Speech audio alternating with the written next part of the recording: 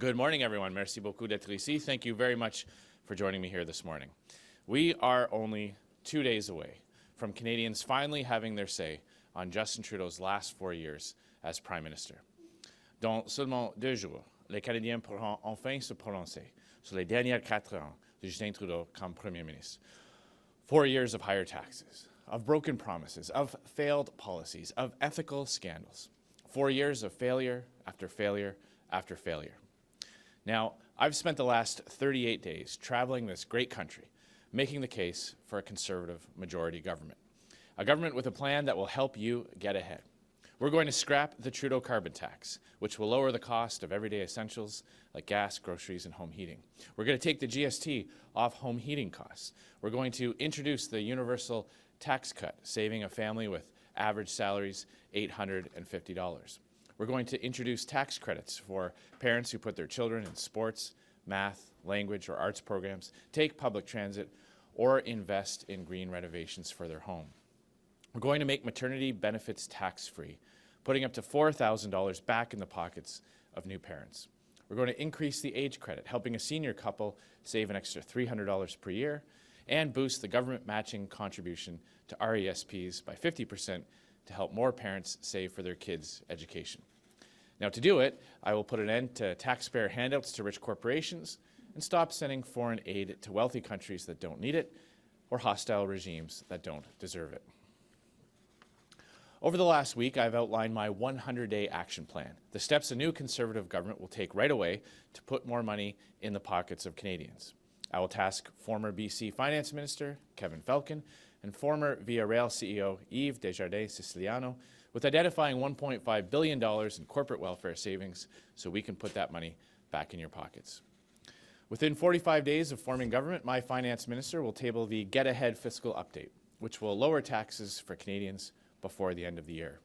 I'll also convene a meeting of Canada's premiers in Ottawa on January 6, 2020, to begin breaking down interprovincial trade barriers to usher in a new era of national unity and cooperation. I'll also bring in stiff new penalties for up to $20,000 for politicians who violate the Conflict of Interest Act, as Justin Trudeau has done twice. And I will repeal Justin Trudeau's carbon tax, take the GST off home heating bills starting January 1, so no Canadian is stuck paying more during another cold winter. Au cours de la dernière semaine, j'ai pu présenter mon plan d'action des 100 premiers jours de notre nouveau gouvernement conservateur et comment nous allons remettre de l'argent dans vos poches dès maintenant. Je vais demander à l'ancien ministre des Finances de la Colombie-Britannique, Kevin Falcon, et l'ancien dirigeant de Via Rail, Yves Desjardins-Siciliano, d'identifier 1,5 milliard en subventions aux entreprises. Et je vais remettre cet argent dans les poches des Canadiens. Dans les premiers 45 jours de notre gouvernement, le ministre des Finances va présenter la mise à jour économique, plus pour vous, dès maintenant. Et je vais également convoquer une rencontre avec les premiers ministres provinciaux et territoriaux le 6 janvier prochain pour discuter de commerce intérieur. Je vais aussi mettre en place de nouvelles pénalités pour les politiciens comme Justin Trudeau qui enfreignent la loi sur les conflits d'intérêts. Et je vais annuler la taxe sur le carbone et éliminer la TPS sur le chauffage résidentiel dès le 1er janvier. Our plan is achievable. It's responsible. And most importantly, we'll start working on it right away. Now compare that to Justin Trudeau, who is openly talking about forming a coalition government with the NDP. Instead of getting down to work and instead of making your life more affordable, Trudeau would spend his first 100 days in backroom negotiations with the NDP, dealing away your hard-earned tax dollars so he can remain Prime Minister. Now, let me be blunt. A Trudeau-led government with the NDP calling the shots would be the worst possible outcome for Canadians.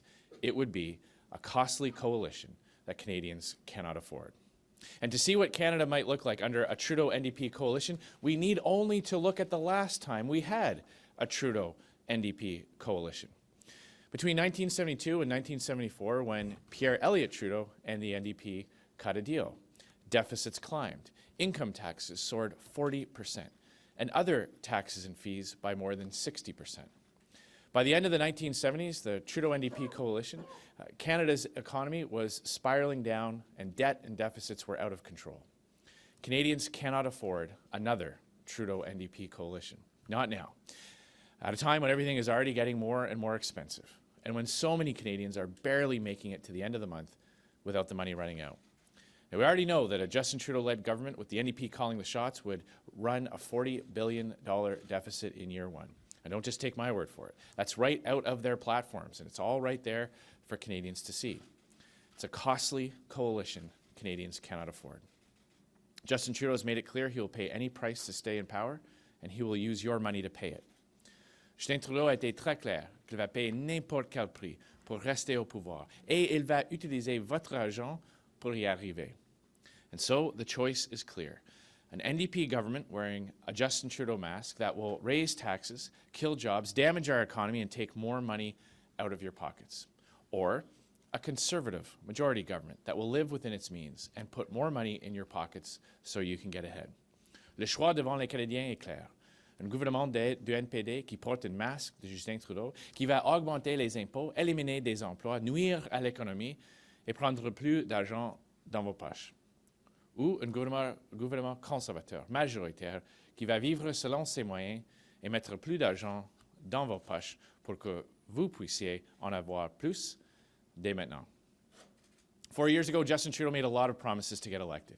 He promised to balance the budget and then buried our children and grandchildren under billions of new debt. He promised to fight for the middle class, but then increased taxes on 80% of us. He promised to do politics differently, but now he's prepared to sell Canadians out in a coalition with the NDP. Time and time again, Trudeau has proven that he is simply not as advertised. And here in the GTA, more and more people are coming to that conclusion. It's the same conclusion that Leona Alislav came to a little more than a year ago.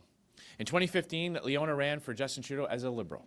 She believed him when he said he would be different, that he would stand up for the middle class, that he would balance the budget like he said he would, and that he would be open, ethical, and transparent like he said he would.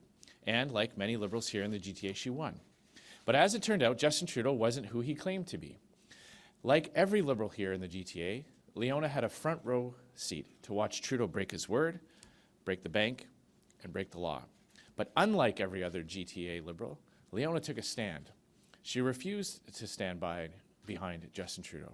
And she saw in the Conservative Party a real voice for her constituents in Aurora Oak Ridge's Richmond Hill, who work hard, who care for their families, who are fighting to get ahead, and who just want the government to get out of their way. And so she joined our team. And on Monday, we are going to elect a whole bunch of new Conservative MPs from the GTA to join her in a new Conservative government. And so as this campaign draws to a close, and as Canadians make their final decision, I say this.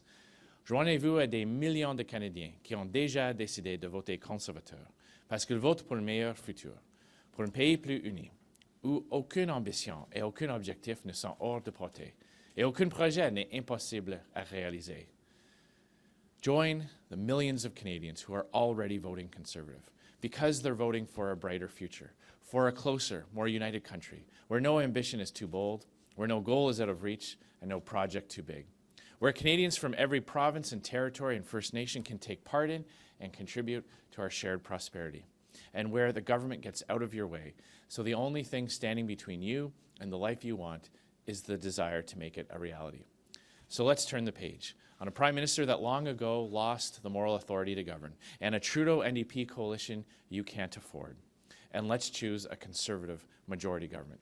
Let's elect MPs like Daniel Lee right here in Willowdale, MPs that will work to lower taxes and put more money back into your pockets, that will work as a part of our Conservative team to make your life more affordable, to reduce your commute times, to fight climate change by lowering global emissions while not making you pay more to heat your home or drive to work.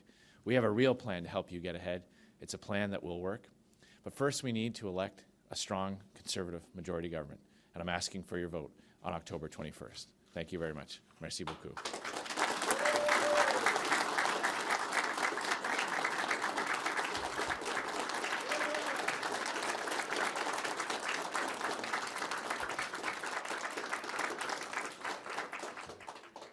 Good morning, Mr. Scheer.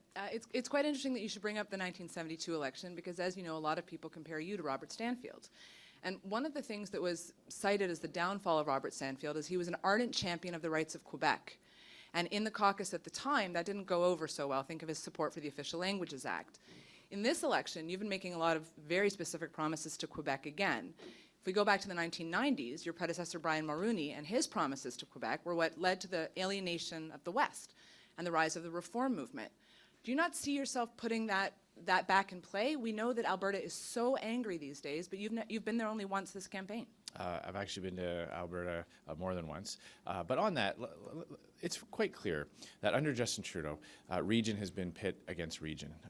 Justin Trudeau has divided Canadians. He's divided provinces. He's failed to stand up for the types of big ideas, the big projects that can bring this country together. The commitments I've made to Quebec flow from a conservative principle of decentralization. We respect the provincial area jurisdictions, we respect federal areas of jurisdictions. We are offering Quebecers a single income tax return like every other Canadian enjoys. We are offering them specific infrastructure projects that other provinces will also be able to, will also get support for their projects as well. So I reject the notion that in any way one province is treated differently under the Conservative platform. And I would again point to that my vision of a national energy corridor will bring this country together. We'll get Western Canadian energy to Eastern Canadian markets, getting us off of foreign oil, stopping the practice of tanker after tanker of foreign oil coming into our markets, while at the same time giving Quebec an opportunity to share its hydroelectricity with other provinces. Alors, je ne suis pas en accord avec cette prémisse. Nous offrons le Québec et les Québécois et Québécoises la même chose que tous les autres Canadiens peuvent avoir, et ça c'est un seul rapport d'impôt unique. Et on va appuyer les projets d'infrastructure à Québec et au Québec avec les mêmes fonds qui vont être disponibles pour les autres provinces. Et je suis le seul avec une vision pour ce pays, pour un corridor énergétique qui va permettre l'énergie de l'Ouest du Canada entrer dans les marchés de l'Est du Canada. Et qui va aussi permettre le Québec de partager son hydro. I want to stay on Alberta for a minute. You've often cited Justin Trudeau's environmental policies as being behind the downturn of the oil industry in Alberta and the economy there. But yesterday, there were several thousand people on the streets of Alberta, people whose livelihoods are presumably connected to the oil industry in some capacity. And what they were asking for was more aggressive action on climate change. And so what's your message to them about your platform? Well, we are the only party with a real plan for the environment, with a plan that will actually give Canada a chance to achieve its Paris targets. We're talking about taking the climate fight global, lowering global emissions, doing more of what Canada can do so well at a lower rate of emissions. It doesn't make any sense to shut down Canadian industries only to see that production move to countries with lower environmental standards or without the same access to clean technology that we've developed here. So our plan will allow Canada's energy sector to grow, the people of Alberta and Saskatchewan get back to work. All provinces benefit from that, whether it's the manufacturing sector, whether it's federal government revenues that are able to support important services, while at the same time lowering global emissions. We're also going to put more money back in the pockets of Canadians with our Green Home Renovation Tax Credit, which will lead to lower energy bills, lower consumption, lower CO2 emissions. Good morning, Christy Kirkup with the Globe and Mail. Warren Kinsella was apparently hired to do your party's dirty work in attacking Maxime Bernier with the condition that the contract wouldn't be traced back to the Conservatives. How do you think the public will perceive this? We don't make comments on vendors that we may or may not have engaged with. So to that end, did your party hire Mr. Kinsella to attack the Liberals? As I said, we don't make comments on vendors that our party may or may not have engaged with. Yes or no, did you hire Mr. Kinsella? As a rule, we never make comments on vendors that we may or may not have engaged with. Bonjour, Monsieur Scheer. Sur Monsieur Kinsella, est-ce que c'est vrai que votre parti a engagé Monsieur Kinsella pour Seek and Destroy, pour détruire Maxime Bernier? Notre parti, nous n'offrons pas des commentaires sur les contrats qu'on peut, on a ou on n'a pas. Est-ce que c'est vrai? Mais on ne fait pas des commentaires sur les contrats qu'on a ou on n'a pas. On ne fait pas des commentaires. Pourquoi? C'est un enjeu interne du parti. On ne fait pas des commentaires si on a ou si on n'a pas. Filion de TVA. Bonjour, M. Scheer. Sur la même veine, vous reprochez à M. Trudeau de manquer de transparence. Pourquoi n'êtes-vous pas transparent par rapport à ce dossier-là? Avez-vous, oui ou non, embauché une firme pour détruire le parti de M. Bernier? On ne fait pas des commentaires sur les contrats qu'on a ou qu'on n'a pas. Est-ce que je peux vous entendre au sujet du premier ministre du Nouveau-Brunswick hier, M. Higgs, progressiste conservateur, qui a affirmé que le Québec est l'enfant gâté de la fédération et qui verrait d'un bon œil des conditions à la péréquation pour le Québec, advenant que le Québec dise non à des projets énergétiques comme votre corridor énergétique. Êtes-vous d'accord? Alors, je ne crois pas que le Québec est un enfant gâté ou un enfant chéri. Chaque province a leur propre enjeu, leur propre défi, et c'est le rôle du gouvernement de gouverner pour tous les Canadiens. C'est la responsabilité pour le premier ministre de gouverner pour tous les Canadiens. Et ça, c'est la raison pour laquelle je vais avoir une manière collaborative, pas au lieu de la confrontation qu'on voit avec Justin Trudeau qui chicane avec les provinces.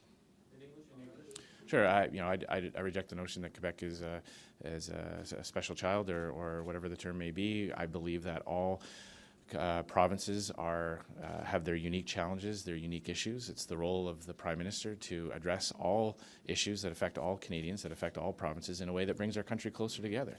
That's the manner that I will take, a cooperative approach respecting provincial areas of jurisdiction.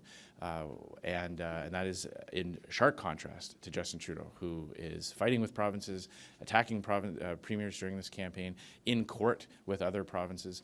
So Canadians can be quite sure that they'll have a government under my leadership that helps strengthen national unity and strengthens our confederation. Good morning, Mr. Scheer. Olivia Stefanovich with CBC News. Have you and or your party hired Warren Kinsella's firm to do anything this election campaign?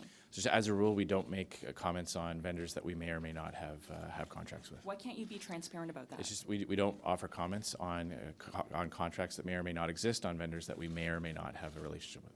You just claimed that Trudeau is openly talking about a coalition, which is not true. And you also repeated in Quebec yesterday this GST claim, which you're saying that the NDP and Liberals have this plan to increase the GST. Trudeau and Singh both said yesterday that's not true.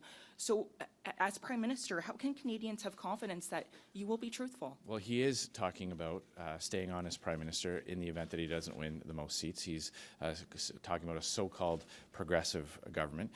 He is failing to be transparent about which taxes he will raise to pay for getting the NDP support. When you look at their two platforms, we can see quite clearly that this will be a coalition that Canadians can't afford. In order to pay for their promises, they will have to raise the GST or raise personal income taxes or make cuts to important social services. And if Justin Trudeau truly believes that Canadians want this costly coalition, then he has the obligation to tell Canadians today exactly which taxes he will hike to pay for the NDP's support. C'est clair que quand on regarde les plateformes de les deux partis, qu'une coalition entre l'NPD et libéral va augmenter les déficits énormément et que Justin Trudeau doit avoir augmenté les impôts pour le pays. Il peut augmenter le TPS, il peut augmenter les impôts personnels, mais l'obligation reste sur Justin Trudeau d'expliquer clairement aux Canadiens quels impôts vont augmenter sous son coalition avec l'NPD.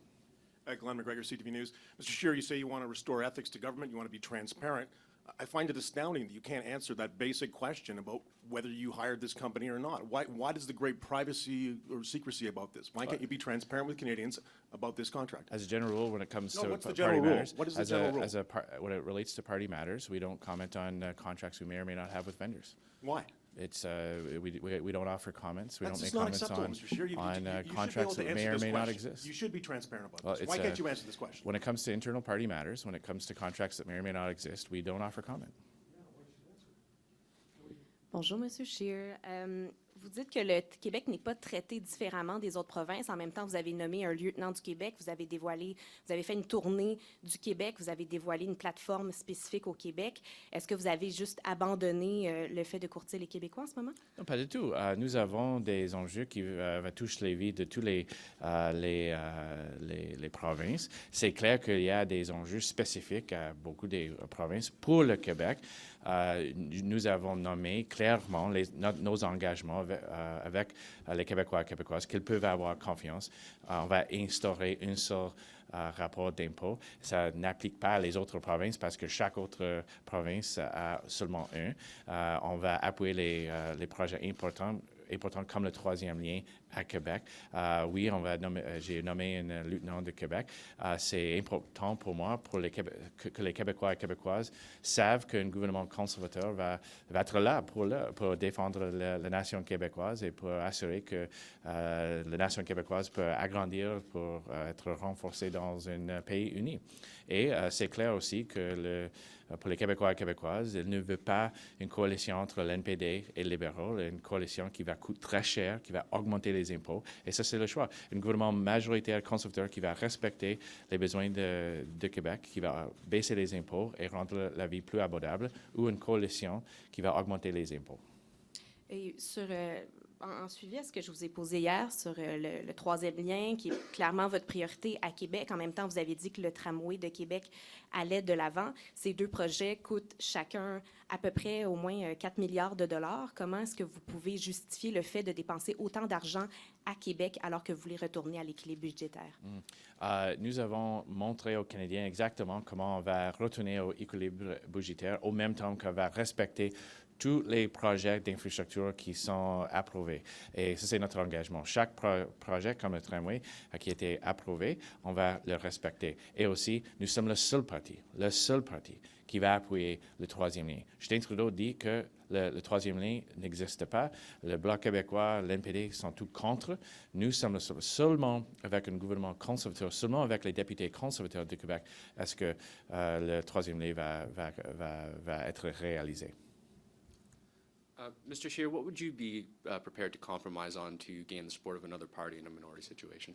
I think at this point in the campaign, with 2 days left, the burden is on Justin Trudeau to explain exactly which taxes he is going to hike or which big projects he will kill to earn the NDP support in a coalition. We've been very clear with Canadians as to what our platform contains, and I've been outlining my 100-day action plan. Justin Trudeau has not. He has not indicated what that deal might look like. Jagmeet Singh is calling for the cancellation of the Trans Mountain project. Will that be something that will be a condition for the NDP Liberal coalition? In order to pay for their $40 billion worth of deficits, which taxes will go up? These are the questions that Canadians are asking themselves and asking the Liberals before they make their vote on Monday. And if Justin Trudeau really believes that Canadians want an NDP Liberal coalition, then he needs to have the backbone and the courage to tell Canadians exactly which taxes he's going to hike to pay for the NDP promises.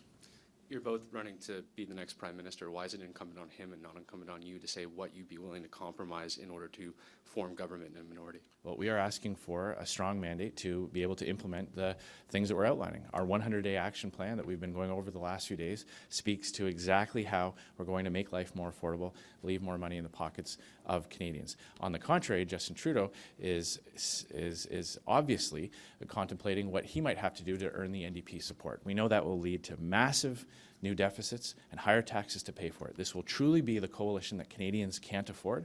And so in the next few days, we're asking Canadians for a strong mandate so we can lower taxes, put more money in the pockets of Canadians so that Canadians can get ahead. Mr. Scheer, is it ethical for a party in the middle of an election campaign to hire a skullduggery firm to potentially dig up dirt on an opponent? And if the Liberal Party did this, would you be demanding transparency from them? Well, we're not going to make comments on contracts that may or may not exist. I'm not asking about a contract. I'm asking about the principle of digging up dirt on your opponent and hiring a firm to do it secretly. And I said we're not going to make comments on contracts that may or may not exist or with vendors that we may or may not have. So Warren Kinsella, if it's true your party hired him, was also responsible for spreading misinformation and encouraging misinformation around Justin Trudeau's time at West Point Grey Academy. Your party put out a press release basically encouraging those rumors. Should people infer that it's possible that your party helped spread misinformation and work with him to do so? We have been very open and clear with Canadians about exactly what we are going to offer as a government. We will lower their taxes. We will lower their taxes. We will put more money in their pocket. We will get back to balanced budgets over a responsible period of time. On the contrary, what they don't have from Justin Trudeau is a clear explanation of what an NDP Liberal coalition would look like, which taxes he would raise to pay for the NDP's promises. That's what Canadians have a right to know in the next few days before Election Day. Chris Selly from the National Post. The federal government provides all kinds of supports for businesses and industries, trade tax breaks, loans, grants that add up to much more than $1.5 billion. What's your definition of corporate welfare? What we said when we made this announcement was that we would apply a lens, a filter, a criteria to corporate welfare to eliminate government funds, taxpayers' funds, from going to highly profitable companies, companies that use that money to invest in other countries or that use the money to reward shareholders or CEOs. Can you give me some examples of corporate welfare under the Justin Trudeau government that you would not? Well, $12 million to Loblaws, for starters. A multi-billion-dollar family, a multi-million-dollar operation received $12 million of taxpayers' money. That's an easy one. Mr. Scheer, Michael Couture from Global National. In your speech, you said that Justin Trudeau is openly discussing a coalition with the NDP. Besides some line that he's saying about electing a progressive government, other than that, what proof do you have to that claim that he's openly talking about it, because he has not to this point? Well, he's talking about ensuring that he stays on as Prime Minister if he does not win the most seats. He's talking That's about... still not a coalition. Well, it's up to him to explain exactly how the relationship might work. It's up to him to explain exactly which taxes might go up. We've indicated to Canadians that just to pay for some of the deficits that they will rack up, the GST would have to go from 5 to 7.5%. They do have other options. They could raise personal income taxes. They could cut important transfers for social services. But one thing Canadians can be sure of is that the deficit will be higher and taxes will go up, and this will be the coalition that Canadians cannot afford. So throughout this campaign, you have talked a lot about Justin Trudeau losing the moral authority to govern. Through the last 2 days, you have put out a lot of assumptions without any proof, and today you're not answering a question, which is a very simple one, over whether or not Warren Kinsella was hired by the Conservatives. What do you say to Canadians that you lack the moral authority since you cannot answer these basic questions? We have always been open and transparent with Canadians as to what we will do as government, and that's exactly what we're going to continue to do. We're going to show Canadians in the next few days exactly which taxes we are going to lower to leave more money in their pockets so they can get ahead. And that is in stark contrast to Justin Trudeau, who has an uncosted platform, who only half of his platform commitments have PBO costing behind it. And he is refusing to come clean onto what types of arrangements he will work with the NDP, which taxes he will increase, or which projects he would kill in order to earn NDP support. I note, again, Mr. Singh is talking about cancelling the Trans Mountain pipeline as a condition. A star Liberal candidate is saying that there will never be another pipeline built under a Liberal government. He needs to be open and transparent with Canadians about that before Monday, before Canadians go to the polls. Oh, as a rule, we don't make comments on contracts that may or may not exist or vendors that we may or may not have. Katie Simpson, CBC News. Mr. Scheer, you're standing here and you're refusing to deny that your party hired Warren Kinsella to dig up dirt on your opponents. At best, you're peddling in misinformation when you attack the Liberals about planning to legalize hard drugs and planning to implement a secret tax on the sale of their houses. And yesterday, you completely fabricated a claim that the Liberals and the NDP would raise the GST with absolutely zero proof to back that up. On October 22nd, when you wake up, how comfortable are you with the campaign you have run? So first of all, of course, I disagree with much of with your premise. It is quite clear that Liberals will have to raise taxes to pay for their deficits. That is as night follows day. Taxes go up when deficits are allowed to balloon and last for so long. And when you look at the fact that the Canada Revenue Agency has started to collect information on the sale of primary residences, and when you look at the fact that this is something that a senior-ranking Liberal MP was advocating for, when you look at the fact that this was a policy item that was suggested, it is reasonable for Canadians to worry about Justin Trudeau breaking promises or doing things that he said he wouldn't do during election campaigns, because we saw that in 2015 and we saw how that turned out. What I'm saying to Canadians today is that under an NDP Liberal coalition, those deficits will balloon and taxes will have to go up to pay for it. If it's not the GST, it's up to Justin Trudeau to say which taxes it will be. But it is clear, in order to pay for the NDP promises, Justin Trudeau will have to raise taxes. He has the obligation to tell Canadians which taxes he will raise. Are you comfortable with the campaign you've run? Every morning we have gotten up and we have put forward a positive platform offering hope and opportunity for Canadians, helping to make their life less expensive, more affordable, helping Canadians achieve their goals and aspirations. And I'm very confident that as we get to work to implement our tax cuts, our policies that will lead to more jobs, greater economic growth, a better quality of life, I will be very excited to implement that, and Canadians will be very excited about the money that will be returned to their pockets. In contrast, Canadians know that an NDP Liberal coalition will balloon that deficit and raise taxes to pay for it. And again, it's up to Justin Trudeau today to explain exactly which taxes he is going to raise to pay for the NDP's promises. But just one last follow-up, Mr. Scheer. What is the rule that you have here that you can't say which contractors you're working with? We just don't comment on the contracts that we may or may not have. Is it a rule you just made up? We just don't make comments on contracts that we may or may not have or vendors that we may or may not have engaged with. And again, one of my colleagues asked if Liberal leader Justin Trudeau had said that, would you accept that answer? It's we don't make comment on contracts that we may or may not have. Thanks very much, everyone. Merci beaucoup. On ne lâche pas.